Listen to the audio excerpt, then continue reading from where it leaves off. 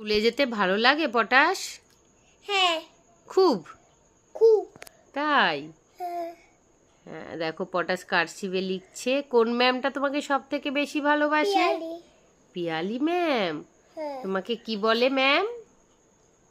সিদ্ধা নাম। হ্যাঁ, শ্রদ্ধা। তোমায় কি বলে? সিদ্ধা সরকার। হ্যাঁ, আর কি বলে তোমাকে বেশি ভালোবাসে?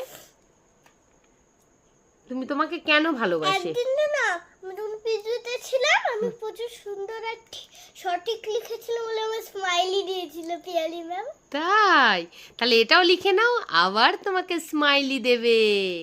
যত সুন্দর লিখবে তত বেশি বেশি তোমাকে স্মাইলি দেবে, তাই না? আমার পটাশ এখন গুড গার্ল হয়ে গেছে, প্রত্যেকদিন স্কুলে যায়, তাই না? এখন একদিনও ছুটি নেই। একদিনও ছুটি নেই, ও তো এখন বড় হয়ে গেছে, আর স্কুলে যেতে হবে। পড়াশুনো না করলে কেউ কোনো দিন বড় হতে পারে না।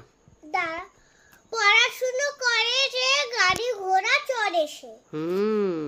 পড়াশুনো। কোথায় আছে না, পড়াশুনো করে সে গাড়ি ঘোড়া চড়েছে। হ্যাঁ। আর একটা কথা আছে, বাবা মা হারিয়ে গেলে বাবা মা পাওয়া যায় না, আর বউ ছেলে ওইসব হারিয়ে গেলে পাওয়া যায়।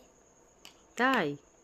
বাবা মা হারিয়ে গেলে পাওয়া যায় না বাবা মাকে, কিন্তু বউ ছেলে ওইসব সোনা গয়না ওইসব নিশ্চয়ই পাওয়া যায়।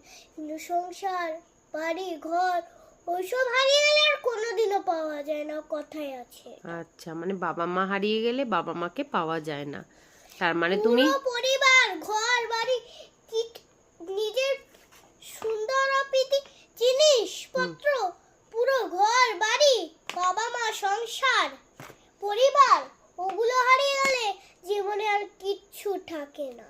আচ্ছা, সংসার কাকে বলে পটাশ? সংসার মানে আমরা যে জীবন যাপন করি।